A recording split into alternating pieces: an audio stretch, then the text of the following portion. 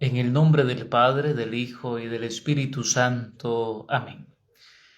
Estimados amigos y hermanos, estamos aquí una vez más para poder compartir con ustedes una breve reflexión de estos 4 días de Semana Santa que vamos viviendo, sin duda iluminados por la palabra de Dios. Desde el Domingo de Ramos hemos venido releyendo y reflexionando el Evangelio de Mateo capítulo 26, que la pasión de nuestro Señor Jesucristo que leíamos el Domingo de Ramos era del capítulo 26 del Evangelio de Mateo. Y el día miércoles santo releíamos los primeros versículos de este Evangelio, capítulo 26 de Mateo. El día lunes reflexionamos el Evangelio de San Juan, capítulo 12, y el día martes reflexionamos el Evangelio de San Juan, capítulo 13. Quiero reflexionar con ustedes breves detalles, momentos espectaculares a través y a la vez profundos, espiritualmente hablando, que considero que nosotros debemos de retomar en nuestra vida. Repito, me iré solo con detalles muy hermosos. A mí me encanta que la pasión de nuestro Señor Jesucristo de Mateo capítulo 26, cuando Jesús está orando, lo único que les pide a los discípulos es que le acompañen en la oración. Cristo no le pide a los discípulos que ocupen su lugar. Cristo a nosotros no nos pide que ocupemos su lugar. Cristo a nosotros nos pide que nos unamos en oración, que con Él nosotros vivamos este vínculo perfecto de amor que florece en la oración continua que nosotros hacemos con fe. Ese es el primer detalle que quiero compartir con ustedes. Cristo no nos pide a nosotros que ocupemos su lugar, que nos sacrifiquemos por Él. Cristo nos pide a nosotros que nos unamos en su oración, en la oración que Él le dirige al Padre. Se ve la fuerza del Espíritu que tiene Jesús y se manifiesta la debilidad nuestra debilidad humana, donde nosotros no somos capaces de permanecer, de estar vigilantes, porque no es la hora nuestra la que se acerca, es la hora de Cristo. Nosotros fallamos de muchas maneras porque no somos capaces de ser constantes en nuestra vida de oración. Imagínense que Jesucristo nos la alumbra en pocas horas. Se lleva a sus discípulos a orar, Él deja de orar un momento, viene a estar un rato con sus discípulos y los encuentra durmiendo. Desde ahí ya se desvela parte de lo que nosotros realmente vivimos como cristianos, que nosotros no somos constantes en la oración. Y como no somos constantes en la oración, no somos vigilantes en nuestra vida, en nuestra relación con Dios. Primer detalle. El segundo detalle de esta pasión de nuestro Señor Jesucristo que me fascina es el saludo que le hace Jesús a Judas Iscariote. Fíjense lo extraordinario. Jesús nunca dejó de ver a Judas como lo que era, su discípulo, su amigo. Por eso Judas llega sin decir nada, va y lo besa. Y le dice Jesús a Judas: amigo. Recuerden que Jesús les dijo a los discípulos: ya no los llamo hermanos, les llamo amigos, porque la amistad con Jesús implicaba compartir una intimidad más profunda. Y Jesús no ve en Judas a un traidor, ve a su amigo. Aunque Judas lo vea con otros ojos a Jesús, Jesús sigue viendo a Judas como lo que Judas es, un discípulo suyo, que lo está traicionando, lo está vendiendo, pero no deja de ser discípulo suyo. Cuando nosotros fallamos, cuando nosotros pecamos por debilidad o por malicia, cuando nosotros fallamos al Señor y pecamos, Dios no ve en nosotros el adjetivo que nosotros tenemos de pecador por la debilidad que nosotros tenemos. Dios ve en nosotros a un hijo. Jesús ve en nosotros a un discípulo, a un amigo. ¿Recuerdan ustedes aquella parábola del hijo pródigo o del Padre misericordioso, como muchos exégetas nos invitan a transcribir? Desde que el padre ve al hijo ir a su casa, el padre sale al encuentro y no ve al hijo que ha despilfarrado sus bienes. Ve a un hijo que lo ha recuperado vivo. Esto nosotros debemos de tenerlo muy en cuenta. Por eso a mí me encanta esta partecita, este detallazo de este evangelio. Cristo se refiere a Judas y le dice: amigo, ¿con un beso me has traicionado? Nosotros no dejamos de ser discípulos, aunque nosotros abandonemos, traicionemos y vendamos a nuestro maestro. En estos 4 días, lo único que me gustaría compartir con ustedes es que todos nosotros, como hijos y discípulos de Cristo, somos sin duda potenciales traidores. Todos, usted y yo somos potenciales traidores. Cuando nosotros no nos sabemos ajustar, no nos sabemos unir a este misterio y a la persona de Cristo, nosotros somos futuros traidores. Judas no empieza a traicionar a Jesús en el momento que lo vende. Judas empieza a traicionar a Jesús desde antes, porque nunca estuvo de acuerdo con lo que hacía Jesús. Judas nunca entendió a Jesús. Judas nunca entendió que Jesús ama desde el corazón, que Jesús es misericordioso y que el amor no se puede medir, no se puede pesar, no se puede calcular. Y Judas es un calculador. Por eso, el día lunes santo, que reflexionamos el Evangelio de San Juan, capítulo 12, llega esta mujer, entra donde está Jesús y le derrama un perfume de nardo puro que costaba 300 denarios, que era el salario de una persona de todo un año. Imagínense ustedes. Y llega esta mujer, entra donde está Jesús, le derrama el nardo en los pies y le derrama el perfume en la cabeza, le agarra los pies y empieza a llorar. Y viene Judas y dice: ¡cuánto desperdicio! Esto se hubiese vendido y se le hubiese dado a los pobres. Pero San Juan aclara en el texto y dice: Judas no es que esté interesado en los pobres, es porque él era el que tenía la bolsa, él era el ecónomo y entonces era un ladrón, pero no estaba interesado en los pobres. Y junto con esto quiero hacer un paréntesis grande con ustedes.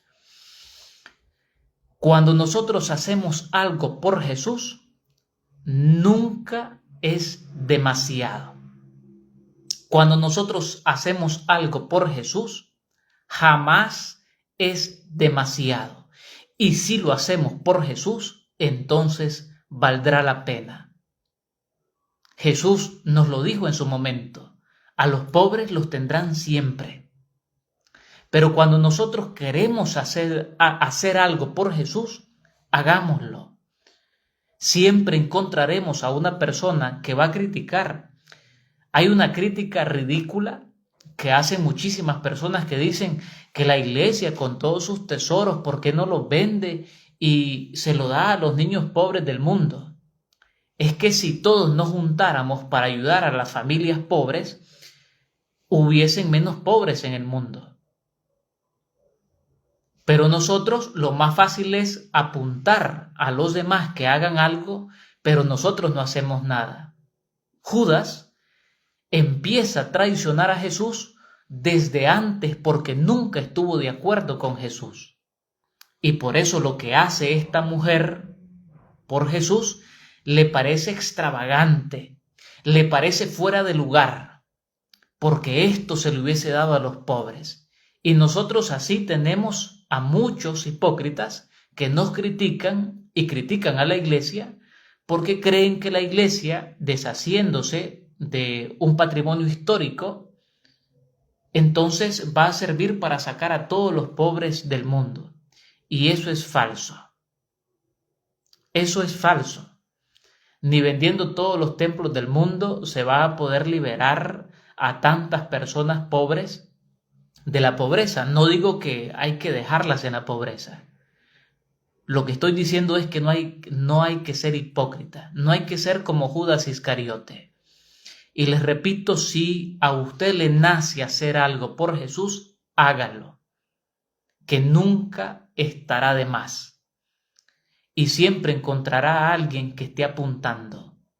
Está punteando y no esté de acuerdo, pero usted no lo hace para que la gente lo vea. Usted lo hace porque usted tiene un corazón que ama y que agradece, y lo único que usted espera es que Cristo también la ame. Es que ese gesto de amor, ese perfume de amor que derrama esta mujer sobre Jesús, conecta con el amor con el que Jesús de verdad ama a la humanidad. Y esto nosotros debemos de rescatarlo. Esta mujer le expresa todo su amor a Jesús. Y Jesús también se lo expresa diciéndole, déjenla. Que a quien mucho se le perdona, mucho ama. Y esta mujer lo único que estaba necesitada, o lo único que estaba necesitando, era del amor de Jesús. Y muchos de nosotros eso es lo que queremos sentir, el amor de Dios. Por eso, hermanos, Judas no empieza a traicionar a Jesús cuando lo vende. Es que nunca estuvo de acuerdo con Jesús, nunca entendió a Jesús, no comprendió a Jesús. Porque fíjense lo particular de estas dos palabras que estoy utilizando. No es lo mismo escuchar a alguien que entender a alguien y comprender a alguien. Judas caminó con Jesús, escuchó a Jesús, pero no entendió a Jesús y no comprendió a Jesús. Yo puedo entender a alguien porque soy inteligente, porque Dios me dio esta capacidad intelectual. Puedo entender a alguien, pero comprender a alguien conjunto, comprender es unirme a ese alguien. Y Judas nunca comprendió a Jesús, porque nunca se unió a Jesús, nunca se puso en el lugar de Jesús. Por eso no es lo mismo entender que comprender o escuchar de por sí. Hermanos, el día martes reflexionábamos el Evangelio de Juan capítulo 13. Y fíjense lo particular que tenemos en este texto. El evangelista San Juan nos invita a que reflexionemos a Jesús en torno a tres discípulos. Pedro, con este ímpetu que tenía Pedro, a Judas, el traidor, y el evangelista San Juan, o el discípulo amado, San Juan. La cristiandad, podemos nosotros identificarnos en esta comunidad de estos tres discípulos. Fíjense ustedes, nosotros como comunidad cristiana nos reunimos en torno a Jesús. Y usted y yo podemos, como comunidad cristiana, identificarnos con esta comunidad de estos tres discípulos. Estoy hablando de los tres, pero estaba toda la comunidad. Pero los personajes que intervienen en este texto de San Juan capítulo 13 en torno a Jesús es Pedro, Judas y Juan. Fíjense lo particular. Jesús sabe que alguien lo va a traicionar y lo dice. Viene Juan, se recuesta al hombro de Jesús y le pregunta quién es. Y Jesús le dice, aquel a quien yo le dé mi pan, ese es. Juan sabía entonces que Judas lo iba a traicionar. Pero a mí me encanta algo de Juan, que Juan no delata a Judas. En la comunidad, Juan no lo delata. Juan no evidencia la traición de Judas, porque si Juan hubiese evidenciado la traición de Judas, Judas no hubiese vendido a Jesús y no lo hubiese traicionado, porque los demás discípulos no lo hubiesen dejado, y conociendo a Pedro, Pedro lo hubiese matado en el instante, pero no lo hubiese dejado. ¿Qué significaba que Juan entonces supiera de la traición de Judas, supiera del proyecto salvífico de Cristo que iba a suceder a partir de una traición para que él padeciera, muriera y resucitara? Significa que Juan se une, logra comprender el proyecto de Cristo. Por eso no lo habla, no lo divulga, sufre con Cristo, porque es su discípulo. Fíjense lo particular de esto. Viene Judas y se levanta y le dice a Jesús, lo que vas a hacer, ve y hazlo pronto. Y Judas se levanta y dice, y en cuanto comió el pan que le dio Jesús, dice, Satanás entró en él. Y aquí hago un paréntesis.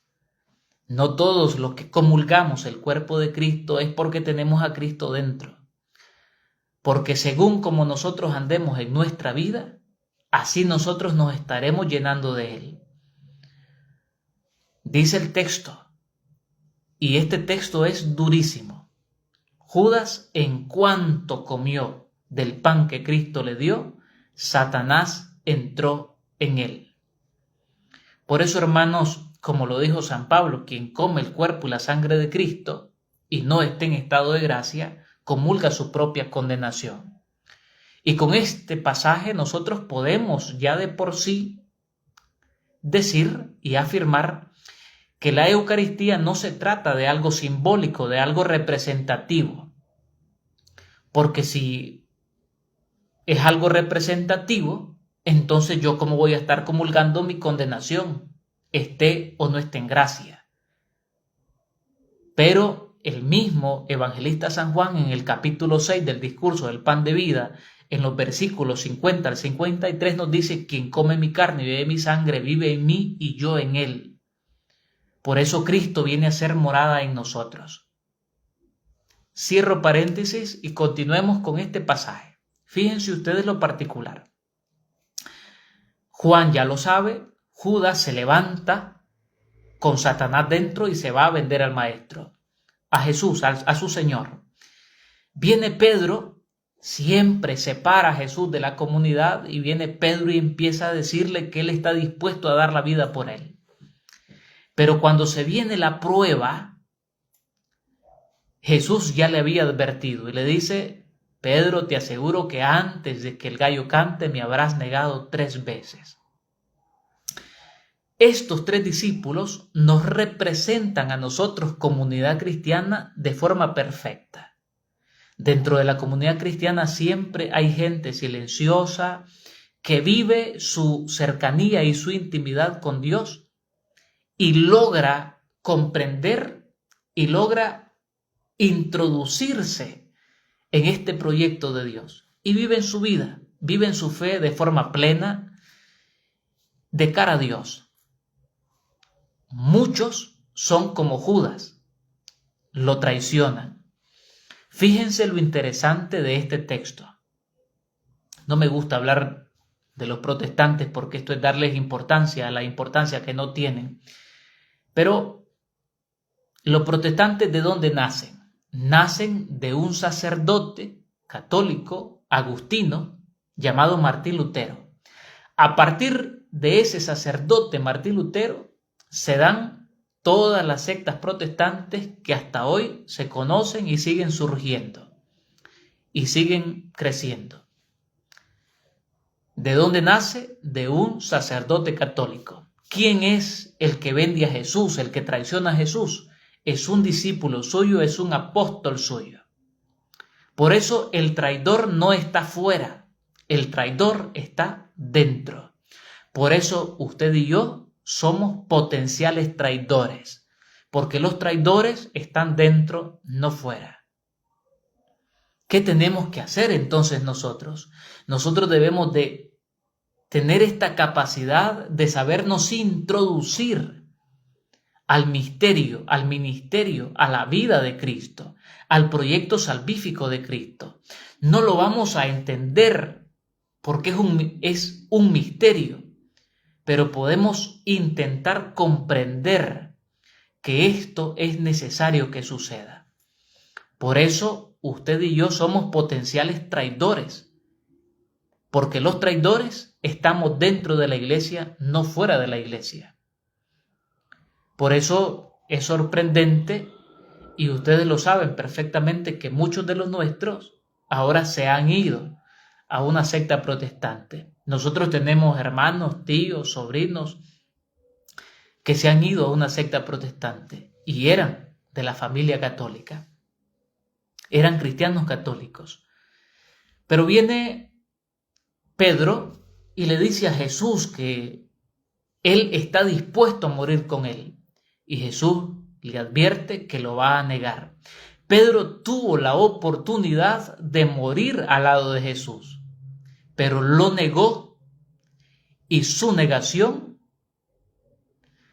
hace que se entere que no puede ocupar ni ponerse en el mismo lugar con Jesús, porque eso era ponerse en el mismo lugar con Jesús. A muchos nos pasa igual, cuando las pruebas se nos vienen encima, entonces lo primero que hacemos es negar. No traicionamos del todo, pero negamos a Cristo. Pero hay algunos que permanecen fieles con Cristo porque recuerden que el único discípulo que queda y acompaña a Jesús no solo en su camino al Calvario, sino al pie de la cruz, es Juan, precisamente el que ya sabía que Judas lo iba a traicionar. Por eso, hermanos, hoy nosotros podemos retomar precisamente en nuestra vida estos textos preciosos que estamos reflexionando. Igual, el día de ayer nuevamente retomábamos este evangelio de San Mateo, capítulo 26, miércoles santo, pero de este texto, como ya lo hemos reflexionado suficiente, solo quiero señalar un detalle. Cuando Judas llega, o al menos está en la mesa con Jesús, fíjense lo interesante de las palabras, de la filología, del estudio de la palabra misma. Judas le pregunta a Jesús. Todos le empiezan a decir, Señor, ¿seré yo? Señor, ¿seré yo? Pero viene Judas, apunta el evangelista Mateo y le dice a Jesús. Judas le pregunta a Jesús, Rabí, ¿seré yo? Y recuerden que en el evangelio, que en los evangelios, los únicos que le llamaban Rabí a Jesús eran los enemigos de Jesús, los que buscaban a Jesús siempre para matarlo, para criticarlo, para llamarle blasfemo. ¿Quiénes eran los que le llamaban Rabí a Jesús? Los fariseos, los escribas, los doctores de la ley, los saduceos. Los que tenían a Jesús como enemigo eran los que le decían Rabí. Y Judas está sentado en la mesa con Jesús. Judas está sentado en la mesa con Jesús y le llama a Jesús como le llamaban los enemigos de Jesús. Ya Judas Iscariote no le dice, Señor, ¿seré yo? Porque no lo considera su Señor. Porque en su mente y en su corazón, Judas ya había roto todo vínculo con Jesús. Fíjense lo interesante de esto que estamos reflexionando. Cuando yo voy a traicionar a alguien, lo primero que yo hago es romper todo lazo, todo vínculo con esa persona. Cuando yo voy a hablar mal de alguien, lo primero que hago es divorciarme de ese alguien para no tener ningún vínculo con él. Y Judas lo hace de forma magistral. Viene Judas y se dirige a Jesús, ya no como su Señor, se dirige como su maestro y le dice: Rabí, ¿seré yo? Y le dice Jesús: tú lo has dicho, porque ya en tu mente, en tu corazón, yo ya no soy tu Señor. Y esto es realmente maravilloso. Quiero finalizar esta reflexión con ustedes haciéndoles una pequeña síntesis de lo que hemos vivido hoy, Jueves Santo, que hemos iniciado el Triduo Pascual. Hoy Cristo instituye la Eucaristía, instituye el orden sacerdotal, nos da un nuevo mandamiento: ámense los unos a los otros como yo los he amado, y nos llama al servicio. Nosotros como Iglesia católica, nosotros no celebramos una representación de Cristo, es Cristo mismo quien se manifiesta constantemente en la Sagrada Eucaristía. Lo dice la palabra de Dios, no lo digo yo y no me lo invento. Por eso dice Él: hagan esto en memoria mía. Es decir, que cada vez que ustedes celebren esto, que se actualice en ustedes, en su vida, que cada vez que ustedes coman de este pan, ustedes se llenen de mí, que yo pueda estar en ustedes siempre de forma constante y permanente, para que yo sea su fuerza, su fortaleza en el camino, para que su vida dependa de esta vida que yo les estoy dando. Porque si yo me entrego una sola vez, diría Jesucristo, porque si yo me doy una sola vez, entonces ustedes no van a poder vivir de mí. Cristo quiso quedarse en la humildad de ese pan. Quiso quedarse en la humildad de ese pan, para que la soberbia suya y la mía queden de manifiesta. Nosotros no entendemos cómo es posible que Dios actúe de esa manera, porque nosotros siempre estamos pensando en lo extraordinario.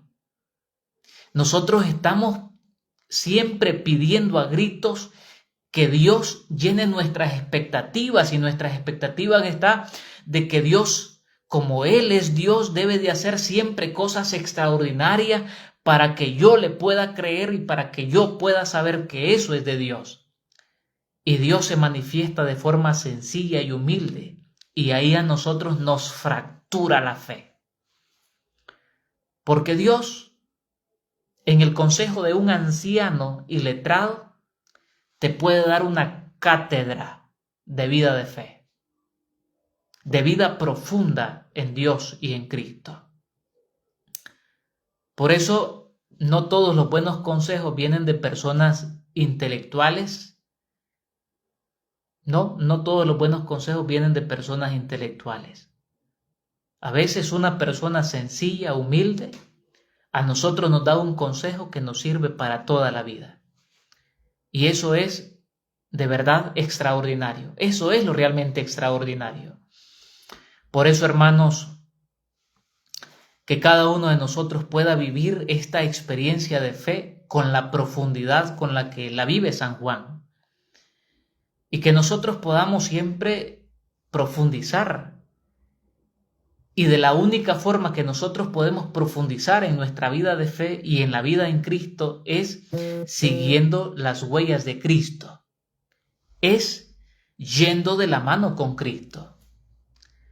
Hoy Cristo nos da ejemplo. A mí me encanta esta palabra, porque dice Cristo, el texto sagrado dice: Cristo se quitó el manto y se puso a lavar los pies a sus discípulos.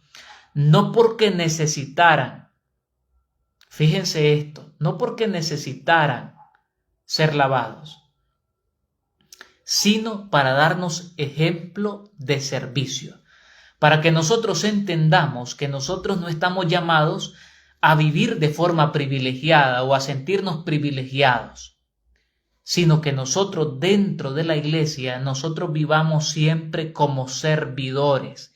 Cristo a nosotros nos llama a servir y el sacerdocio nuestro precisamente coge todo su sentido, tiene el significado profundo precisamente en el servicio. ¿De qué sirve que yo me ordene sacerdote si yo no le sirvo a nadie y me voy a vivir a mi casa? No sirve para nada. Pero mi sacerdocio coge un significado enorme cuando yo pongo mi sacerdocio al servicio de ustedes. Ahí está la grandeza de mi vida y de la vocación a la cual el Señor me ha llamado. Está en el servicio. Y el mandamiento, ámense los unos a los otros como yo los he amado. Nosotros siempre amamos comparando el amor que el otro me da o comparando el amor que el otro me tiene. Pero nosotros estamos invitados a amar con el amor con el que Cristo a nosotros nos ha amado. Que nosotros podamos comparar el amor con el que amamos con Cristo, no con el que me dan, no con el que recibo egoístamente hablando. Porque el amor de la persona que a mí me da amor, sin duda es egoísta. ¿Por qué? Porque nosotros somos seres humanos calculadores. No estamos pensando en vaciarnos en el otro. Cristo simplemente piensa en vaciarse en nosotros. Hermanos, hoy no se da la bendición al final de la liturgia, porque esta es una celebración que se une en una sola a partir de hoy. Cristo hoy instituye la Eucaristía, la Santa Cena, instituye el orden sacerdotal y nos da un nuevo mandamiento. Y se prolonga este amor en estos 3 días porque mañana viernes celebramos la pasión de Cristo, este camino de Cristo al Calvario, para que nosotros una vez más nos podamos unir a este camino de amor que hace Cristo por nosotros, que nosotros podamos estar ahí al pie de la cruz, que nosotros contemplemos al amor mismo que se sacrifica por nosotros. Ahí está el sacrificio cruento de Cristo, el que da la vida para que nosotros tengamos vida. Es la vida misma crucificada, pero a la vez renovando a la humanidad entera para devolvernos la dignidad que hemos perdido a causa de nuestro pecado.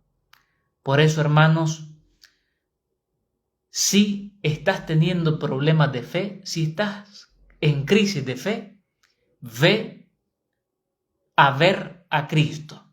Tienes que ir y ver a Cristo. Si hay alguien que de alguna manera ha dado un mal testimonio y por ese mal testimonio de ese alguien uno de ustedes quiere abandonar la fe, es porque sus ojos están puestos en personas débiles, pecadoras, igual que yo, y no tiene sus ojos en Cristo, al que de verdad usted tiene que ver, porque usted tiene que ver a Cristo. Porque Cristo es el que ha dado la vida para que usted tenga vida en Dios. Que el Señor les bendiga, les guarde, les fortalezca y que juntos podamos seguir viviendo esta hermosa experiencia de fe de la mano de Cristo con este misterio profundo, donde no se entiende el amor de Dios. Y esto hay que ser sinceros, donde no se entiende el amor de Dios. No se entiende cómo es posible que Dios de su propia vida para que nosotros tengamos vida. Que el Señor les bendiga en el nombre del Padre, del Hijo y del Espíritu Santo. Amén.